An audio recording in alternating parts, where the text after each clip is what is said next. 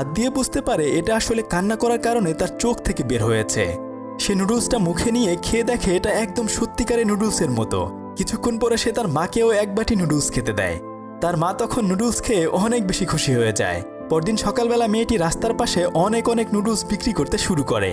আসলে সে আগের দিন কান্না করে অনেকগুলো নুডলস বের করে নিয়ে এসেছে। যাই হোক, তার নুডলস এত বেশি সুস্বাদু ছিল কিছুক্ষণের মধ্যেই মানুষজন তার সমস্ত নুডলস খেয়ে ফেলে। তাই পরদিন সে লুকিয়ে অন্য একটা জায়গায় গিয়ে কান্না করে আবার নুডলস এনে বিক্রি করতে শুরু করে দেয়। এভাবে সে কয়েকদিনের মধ্যেই অনেক টাকা গুছিয়ে ফেলে। কিন্তু সমস্যা হচ্ছে এখন সে চাইলেও আর কান্না করতে পারে না।